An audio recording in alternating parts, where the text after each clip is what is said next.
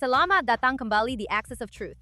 Seorang presiden Amerika Serikat hampir saja dibunuh lagi di sebuah acara makan malam yang penuh dengan kalangan media. Kalangan yang selama bertahun-tahun telah menormalkan retorika yang membuat kekerasan politik terasa bermoral. Dan sekarang, orang-orang yang sama yang membantu mengubah kebencian itu menjadi sebuah merek politik ingin pura-pura terkejut bahwa akhirnya ada seseorang yang mempercayai mereka. Mari kita bahas lebih dalam. Sekarang, tersangka telah diidentifikasi oleh penegak hukum sebagai Cole Thomas Allen, seorang pria berusia 31 tahun dari Torrance, California. CBS melaporkan bahwa dia check-in di hotel sehari sebelum makan malam, melakukan perjalanan dengan kereta dari Los Angeles ke Chicago, lalu ke Washington, dan terlihat di rekaman kamera pengawas menerobos pos pemeriksaan keamanan di luar ballroom. Sekarang, para penyelidik telah menemukan sebuah ponsel dan barang elektronik lainnya, serta sedang mengajukan surat perintah penggeledahan dan meninjau tulisan-tulisan yang ditemukan di hotel sebagai bagian dari penyelidikan motif. Namun sudah diketahui bahwa Allen mengirimkan beberapa tulisannya kepada anggota keluarga sebelum serangan itu, dan salah satu anggota keluarga bahkan memberitahu polisi karena khawatir. Dia mengirimkan manifesto sepanjang 1052 kata kepada keluarganya sekitar 10 menit sebelum serangan, menandatanganinya sebagai Cole, Cold Force Friendly Federal Assassin Allen. Dan dalam surat itu, dia menggambarkan targetnya sebagai pejabat pemerintahan Trump. Sekarang Jaksa Agung Todd Blanche mengatakan bahwa dalam temuan awal, terindikasi bahwa tersangka tampaknya menargetkan anggota pemerintahan Trump, termasuk Trump sendiri. Dan memang, itulah yang kami lihat di manifesto tersebut. Allen sebenarnya adalah mantan mahasiswa Caltech yang kemudian meraih gelar master di bidang ilmu komputer dari Cal State Dominguez Hills dan berulang kali bekerja untuk C2 Education, sebuah perusahaan bimbingan belajar di Torrance. Ia sangat terobsesi dengan Trump dan bahkan menyumbang sejumlah kecil untuk kampanye Kamala Harris pada Oktober 2024. Dan media sosialnya juga dipenuhi dengan retorika anti-Trump dan anti-Kristen. Jadi, mari kita perjelas apa sebenarnya ini. Ini bukanlah insiden keamanan acak atau momen kekacauan politik Amerika. Ini adalah upaya pembunuhan politik. Dan bukti awal menunjukkan bahwa tersangka telah menyerap kerangka moral yang persis sama dengan yang telah dijajakan oleh kaum kiri modern selama bertahun-tahun. Lihat sendiri. Kamu tahu, harus ada kerusuhan di jalanan selama masih ada keresahan dalam hidup kita. Musuh negara.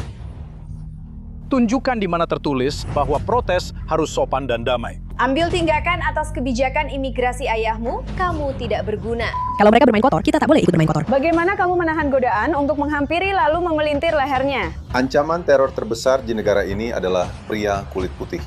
Sebagian besar dari mereka menjadi radikal pada bulan Oktober. Kapan terakhir kali seorang aktor membunuh seorang presiden? Mereka tetap harus keluar dan menembak Donald Trump. Dan itu adalah fakta.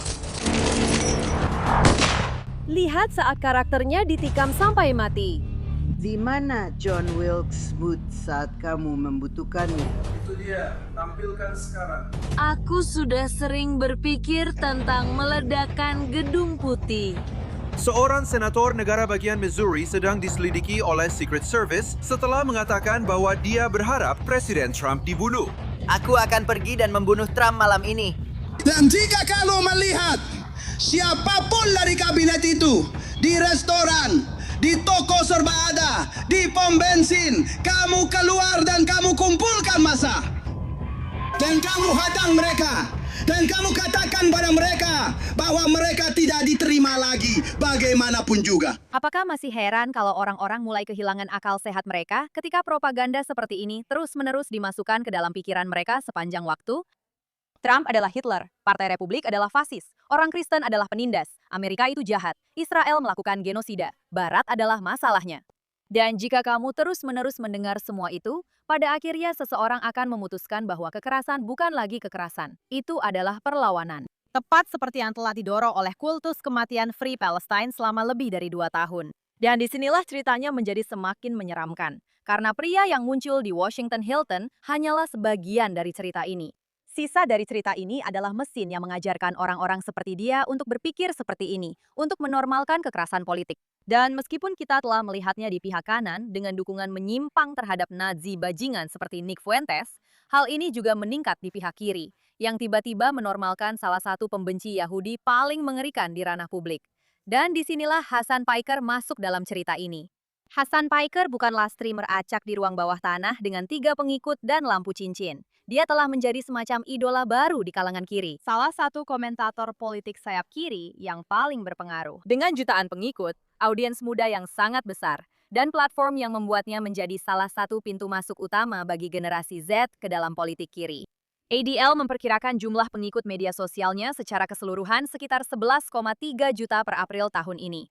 Dan kebetulan, dia juga keponakan dari Cenk Uyghur. Sepertinya kebencian obsesif terhadap Yahudi memang menurun dalam keluarga itu. Tapi ketika kita melihat platform sayap kiri miliknya yang sangat besar, dan untuk apa platform itu digunakan, sangat jelas bahwa ini bukan sekedar gaya-gayaan sosialis dari seorang pria yang menjadi kaya dengan menjual revolusi kepada anak-anak di Twitch. Dia secara aktif menggunakan platformnya untuk menormalkan gagasan bahwa kekerasan politik itu lucu, dibenarkan, atau bahkan diperlukan jika ditujukan kepada orang-orang yang menurutnya pantas. Lihat saja contohnya. Sejauh yang saya pahami, para pemilik properti yang memiliki properti di sana memilih untuk tidak menyewakannya sama sekali. Ya! Bunuh mereka. Bunuh mereka dan habisi bajingan-bajingan itu di jalanan. Biarkan jalanan dipenuhi darah merah kapitalis mereka, bro. Inilah yang dicekoki kepada jutaan anak muda oleh para radikal internet, favorit baru kaum kiri. Dan di sini, dia membenarkan pembunuhan CEO United Healthcare Brian Thompson, yang menurutnya bersalah atas pembunuhan sosial. Lihat saja. Engels menulis tentang konsep pembunuhan sosial. Dan Brian Thompson, sebagai CEO United Healthcare, terlibat dalam jumlah besar pembunuhan sosial, bentuk-bentuk kekerasan yang disistematisasi, kekerasan struktural dari kemiskinan, sistem layanan kesehatan berbayar dan berorientasi keuntungan di negara ini. Dan konsekuensi dari itu adalah jumlah besar penderitaan, jumlah besar kekerasan, dan jumlah besar kematian. Dan itu adalah kisah yang menarik bagi saya karena Mary sangat keras tentang kejahatan dan hukuman. Mereka sangat hitam putih dalam masalah ini. Namun, karena penderitaan yang begitu meluas yang diciptakan oleh sistem kesehatan swasta bagi rata-rata orang Amerika, saya melihat begitu banyak orang langsung memahami mengapa kematian ini terjadi. Orang ini benar-benar bodoh. Aku tidak tahan, bahkan mendengarkannya saja terasa menyiksa buatku. Bukan hanya benar-benar bodoh dalam hal kebijakan ekonomi apapun, tapi juga akrobat mentalnya untuk membenarkan kejahatan mengerikan terhadap orang-orang tak bersalah ini, bahkan pembenarannya sendiri. Di klip ini, dia bicara tentang bagaimana Amerika sangat keras dalam menjatuhkan hukuman. Serius, kamu orang Turki loh, lihat apa yang Turki lakukan. Lihat apa yang dilakukan negara-negara Islam yang sangat kamu cintai dan bela itu. Lihat bagaimana mereka menangani kejahatan dan hukuman. Kemunafikannya benar-benar luar biasa. Tapi percaya atau tidak, sebenarnya masih ada yang lebih parah. Jangan lupa bahwa Hasan Piker secara terang-terangan pernah menyerukan pembunuhan Presiden Trump. Dan kamu bahkan menulis tentang hal ini. Ada juga video bagus di mana kamu membicarakan soal ini. Kamu bilang, seseorang harus melakukannya. Lihat, saat saya mengatakan itu, semua orang langsung tahu maksud saya. Yang mana menurut saya itu menunjukkan bahwa ada banyak kemarahan, banyak kebencian, dan potensi yang belum dimanfaatkan. Potensi revolusioner yang belum dimanfaatkan sebenarnya. Dan menurut saya, ini adalah peluang besar untuk mengorganisir. Potensi revolusioner. Nah, dia menjelaskan dengan sangat jelas apa sebenarnya yang dia serukan. Dan kita melihat itu setelah 7 Oktober ketika dia membela Hamas dan membenarkan apa yang dilakukan Hamas pada 7 Oktober. Dan dia juga baru-baru ini mendukung hal itu, berdebat dengan seorang mahasiswa di Universitas Cambridge, mencoba membela pemerkosaan dan kekerasan yang dilakukan Hamas pada 7 Oktober sebagai sesuatu yang sah. Silakan lihat. Saya pikir penting untuk memahami konteks sejarah di mana perlawanan dengan kekerasan adalah. Konteks untuk membunuh ratusan remaja, apakah itu? Saya pikir penting untuk memahami konteks di mana perlawanan dengan kekerasan berkembang, baik itu Hamas atau kelompok militan lainnya. Mereka bukan monster biadab, tapi memang tindakan mereka adalah kekejaman yang mengerikan, benar? Tapi itu bukan berasal dari, Anda tahu, kecenderungan antisemit kuno, atau karena mereka ingin melakukan pemerkosaan massal.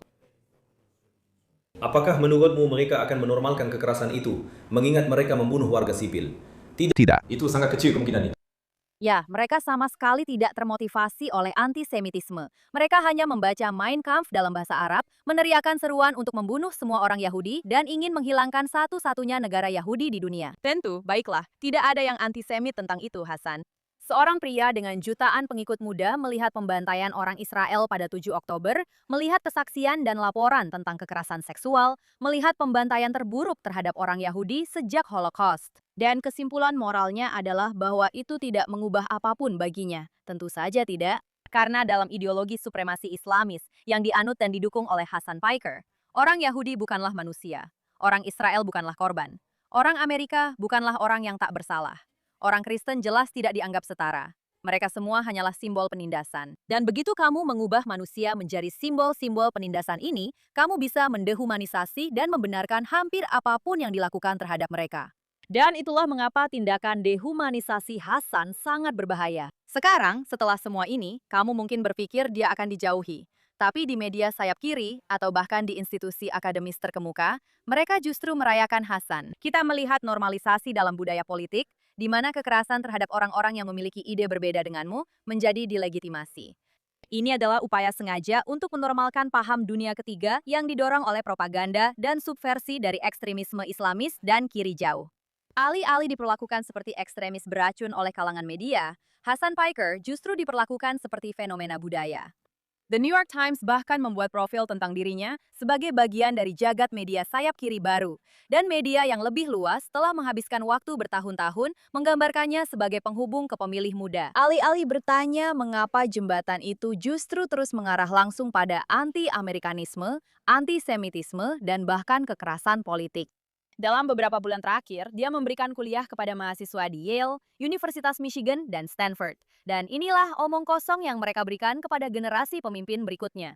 Sebuah sistem moral yang sudah begitu rusak hingga tidak bisa lagi membedakan antara korban dan teroris, antara demokrasi dan tirani, antara masyarakat bebas dan sekte kematian Islamis yang berusaha menghancurkan mereka. Tapi pastinya para politisi menjauhkan diri dari ideologi kekerasan seperti ini, kan? Bukan Demokrat zaman sekarang. Ini dia AOC dan Bernie Sanders duduk bersama Hasan Piker. Sementara itu, Bernie memposting ini ironisnya. Dan bagaimana dengan Zoran Mamdani, wali kota New York City yang sosialis dan pendukung teroris?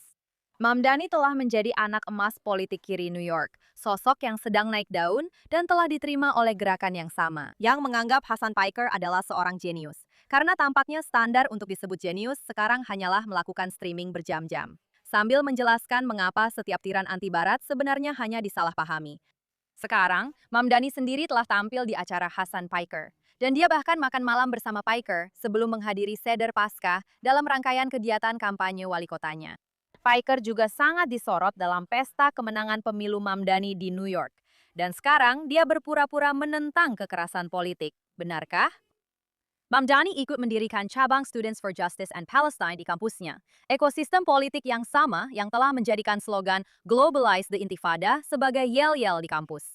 Dan Mamdani berulang kali menolak untuk mengecam frasa tersebut dalam berbagai wawancara. Meskipun orang-orang Yahudi menunjukkan bahwa intifada adalah gelombang kekerasan yang mencakup bom bunuh diri dan serangan teror yang menewaskan lebih dari 1.000 warga Israel. Meskipun Mamdani sekarang berpura-pura mengecam kekerasan politik, ia berasal dari gerakan yang selama bertahun-tahun meromantisasi intifada, meneror mahasiswa Yahudi Amerika, membela Hamas, dan menjadikan kebencian terhadap Israel sebagai syarat untuk mendapatkan kredibilitas di kalangan kiri. Kita melihat sendiri kemana retorika itu berujung di Universitas Columbia. Aktivis anti-Israel mengambil alih Hamilton Hall selama aksi perkemahan di kampus. Mereka membarikade diri di dalam, dan pejabat universitas mengatakan staf ditahan secara paksa selama pengambil alihan itu. Dan bagaimana reaksi dari sebagian besar kelompok kiri? Orang-orang seperti Mamdani atau bahkan Hasan Piker. Bukan rasa ngeri, malu, atau bahkan pemahaman dasar orang dewasa bahwa menduduki gedung dan menjebak pekerja sebenarnya bukanlah gerakan hak sipil. Tidak, orang-orang seperti Piker menyebutnya perlawanan. Karena begitu kelompok kiri totaliter memutuskan suatu tujuan itu suci, setiap tindakan yang dilakukan atas namanya akan dibingkai ulang sebagai keadilan. Logika moral yang sama persis yang membenarkan 7 Oktober dan membersihkan nama Hamas. Ini bukan cara masyarakat beradab menangani keluhan politik atau sosial. Dan disinilah media memikul sebagian tanggung jawab. Bukan karena satu artikel membuat seseorang melakukan sesuatu, tetapi karena kebencian mereka yang tidak masuk akal terhadap Presiden Trump, media telah membantu membangun seluruh budaya yang menormalkan ekstremisme. Mereka telah memberikan panggung bagi para radikal dan menghaluskan slogan-slogan, semuanya untuk memutihkan citra kaum Islamis dan fanatik lainnya yang membenci Amerika dan Barat. Musuh-musuh Amerika tidak perlu mengalahkan Amerika Serikat secara militer ketika mereka bisa meyakinkan orang Amerika untuk membenci negaranya sendiri, membenci sejarahnya sendiri, membenci tetangganya sendiri, dan melihat kebebasan mereka sendiri sebagai penindasan.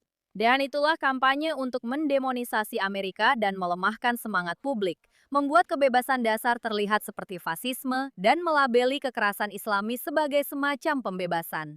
Sayangnya, baik pihak kiri maupun kanan Amerika telah menjadi kendaraan yang sempurna untuk hal itu. Jadi tidak, upaya pembunuhan ini bukan datang entah dari mana.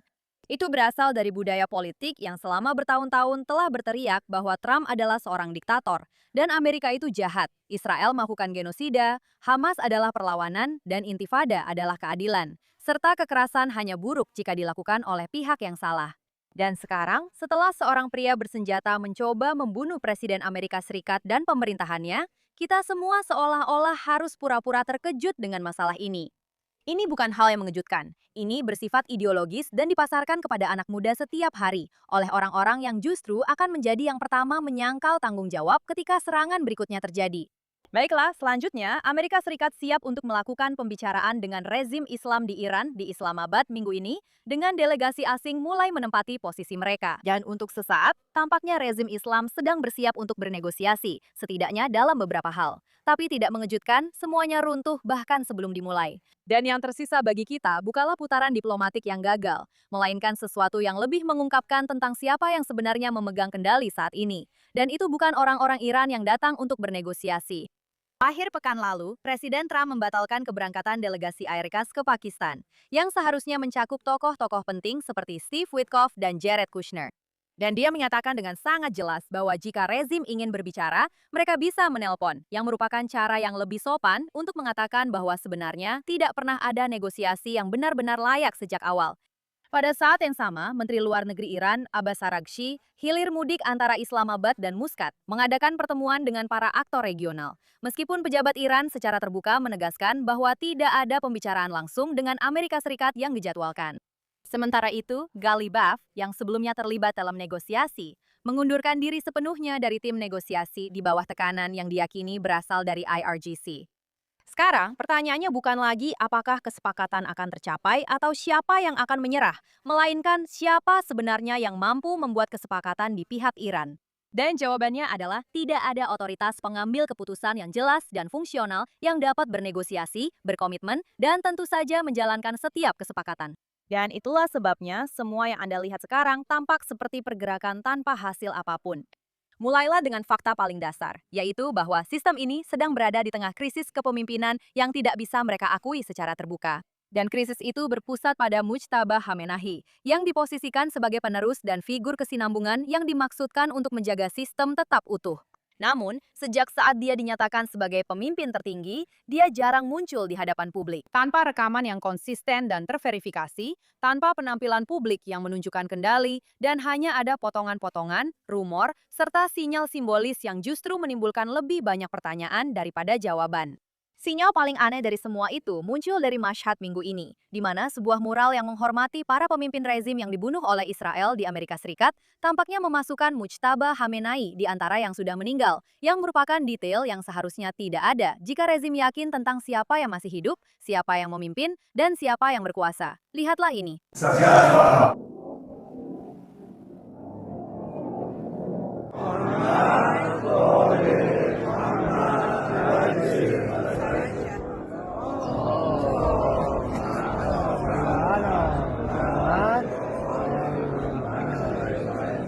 Ini lucu karena banyak dari mereka yang bingung melihat foto Mojtaba ada di sana. Dan meskipun klip ini sendiri sebenarnya tidak mengonfirmasi apapun, klip ini semakin menambah ketidakpastian di dalam sistem tentang struktur kepemimpinan rezim itu sendiri. Dan tentu saja ini kembali menunjukkan bahwa IRGC lah yang mengambil keputusan.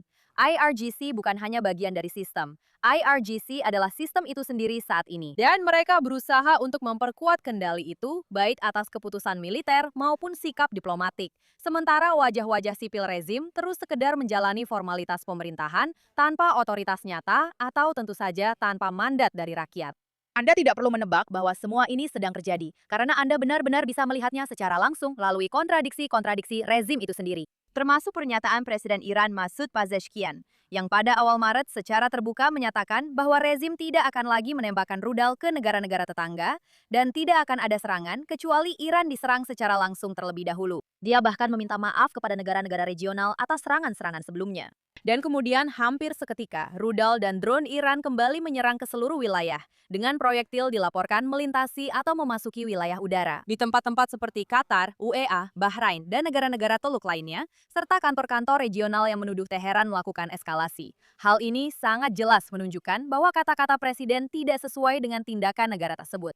Itu adalah sistem di mana presiden tidak mengendalikan atau bahkan terkadang tidak tahu apa yang sedang terjadi dengan militer. Kita melihat pola yang sama muncul di bidang diplomatik, di mana tokoh-tokoh yang disebut moderat atau reformis menunjukkan minat untuk bernegosiasi, termasuk diskusi tentang deeskalasi dan keterlibatan dengan Amerika Serikat. Namun sikap-sikap itu segera dibatalkan atau dilemahkan oleh tokoh-tokoh garis keras di dalam IRGC. Sekarang, laporan menunjukkan bahwa para komandan IRGC, termasuk Ahmed Bahidi dan tokoh-tokoh sekutunya, turun tangan untuk menghalangi langkah-langkah tersebut. Untuk meredakan ketegangan, termasuk mencegah pembukaan kembali Selat Hormuz, serta menyingkirkan jalur diplomatik. Padahal itu bisa memungkinkan pembicaraan berjalan maju. Yang berarti bahwa bahkan ketika tokoh sipil mengemukakan suatu posisi, keputusan akhir tetap berada di tempat lain. Inilah juga alasan mengapa bahkan selama masa yang disebut sebagai gencatan senjata, IRGC tetap melanjutkan aksi agresifnya di Selat Hormuz, termasuk menyerang kapal-kapal, yang secara langsung melemahkan klaim bahwa rezim sedang bergerak menuju deeskalasi. Sekarang, pada saat yang sama, tekanan ekonomi terhadap rezim dengan blokade ini tidak hanya meningkat, tetapi sebenarnya menargetkan inti dari bagaimana rezim itu bertahan hidup. Blokade Selat Hormuz oleh Trump tidak memperlambat ekonomi Iran. Sebenarnya itu benar-benar menghentikannya. Dan hitung-hitungannya sederhana, tetapi dampaknya sangat menghancurkan. Sekitar 276 juta dolar per hari dari ekspor yang hilang dan 159 juta dolar dari impor yang terganggu. Jadi, itu berarti total sekitar 435 juta dolar kerugian setiap hari, setara dengan 13 miliar dolar per bulan. Dan sebagian besar berasal dari minyak. Karena Iran mengekspor sekitar 1,5 juta barel per hari, menghasilkan sekitar 139 juta dolar setiap hari. Hampir semuanya melalui Pulau Karch, yang menangani 92% ekspor minyak mentah dan tidak memiliki jalur alternatif yang nyata. Yang berarti blokade bukan hanya mengurangi pendapatan, itu menghapusnya sama sekali. Dan inilah bagian yang krusial. Iran hanya memiliki sekitar 13 hari kapasitas penyimpanan sebelum mereka terpaksa menutup sumur minyak. Dan ketika itu terjadi, kerusakannya bersifat permanen. Dengan hingga 500.000 barrel per hari produksi di masa depan hilang, yang berarti miliaran pendapatan yang tidak akan pernah kembali. Itulah mengapa blokade Trump bukanlah permainan sanksi atau alat tawar-menawar dalam negosiasi. Ini adalah titik patah struktural karena dapat memutus aliran uang yang mendanai negara, IRGC, dan seluruh sistem itu. Jadi, apa jawabannya? Mendengarkan rakyat Iran. Sementara rezim sedang berjuang untuk bertahan, tokoh oposisi paling populer, putra mahkota Reza Pahlavi, menghabiskan minggu ini di Eropa mengisi kekosongan dan benar-benar bertindak seperti satu-satunya tokoh dalam seluruh cerita ini. Yang benar-benar memahami seperti apa kepemimpinan itu, berinteraksi langsung dengan media dan pembuat kebijakan Eropa sambil mengkritik kemunafikan mereka selama bertahun-tahun dan kegagalan mereka dalam berhubungan dengan rezim. Silakan lihat. Dalam 2 minggu terakhir, saya mengadakan 2 konferensi pers. Satu di Stockholm dan satu lagi kemarin di Berlin. Di antara keduanya, lebih dari 150 jurnalis hadir. Kami menghabiskan lebih dari 2 jam bersama. Dan dalam 2 jam itu, tidak satu pun dari 150 jurnalis yang menanyakan saya tentang 40.000 orang Iran yang dibantai di jalanan negara saya pada tanggal 8 dan 9 Januari. Tidak satupun dari 150 jurnalis yang menanyakan saya tentang 19 tahanan politik yang dieksekusi dalam 2 minggu terakhir.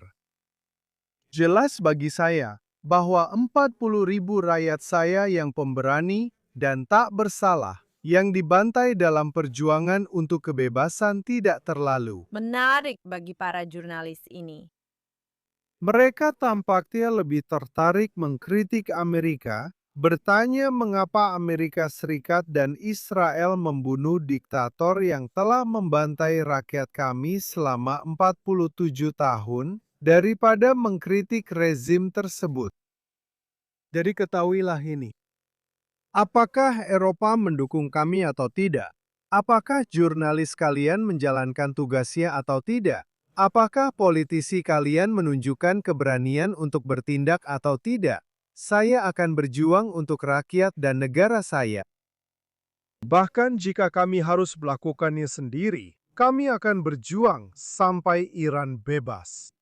Ya, ketidakpedulian Eropa yang dia gambarkan, maksud saya baik terhadap kami sebagai orang Israel, kami sangat mengetahuinya. Atau terhadap rakyat Iran, benar-benar tidak bisa lebih terang-terangan lagi. Dan sudah saatnya orang-orang berhenti berpura-pura bahwa ada alternatif nyata di dalam Iran. Karena kenyataannya memang tidak ada. Tidak ada seorang pun di Iran yang akan diterima oleh rakyat. Bukan seorang reformis, apalagi seorang garis keras.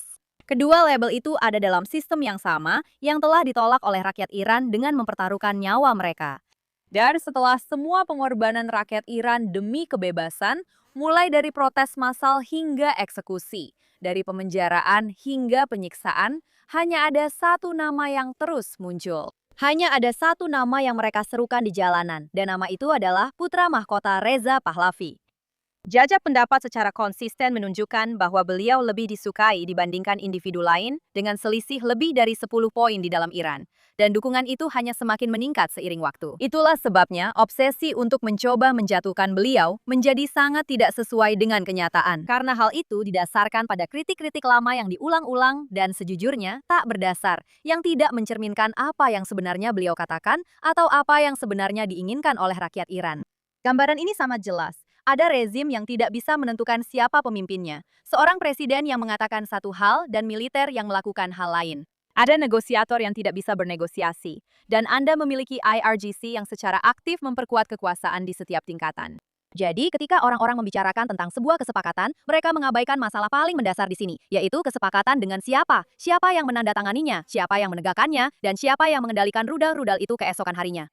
Dan saat ini, tidak ada jawaban nyata untuk pertanyaan ini yang tidak kembali ke IRGC. Itulah sebabnya hal ini tidak berakhir, setidaknya untuk saat ini dengan diplomasi. Ini berakhir dengan perubahan struktural. Dan sampai itu berubah, sampai kita siap untuk itu, tidak akan ada yang berubah. Dan dengan itu, mari kita kembali ke segmen baik, buruk, dan jelek untuk minggu ini.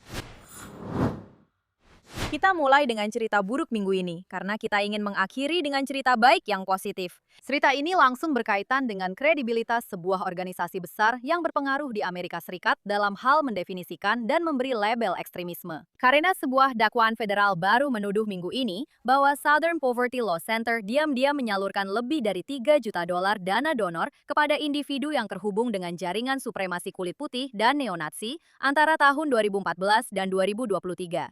Ya, kamu tidak salah dengar. Kelompok Nazi. Menurut Departemen Kehakiman, pembayaran ini diberikan kepada orang-orang yang terhubung dengan kelompok seperti KKK, Aryan Nations, Partai Sosialis Nasional Amerika, serta individu yang terhubung dengan penyelenggaraan acara seperti Charlottesville Unite the Right Rally. Sekarang, dakwaan tersebut juga menggambarkan jaringan yang terdiri dari setidaknya 8 informan, beberapa di antaranya menerima ratusan ribu dolar. Dengan satu sumber, neonazi dilaporkan menerima bayaran lebih dari $1 juta seiring waktu.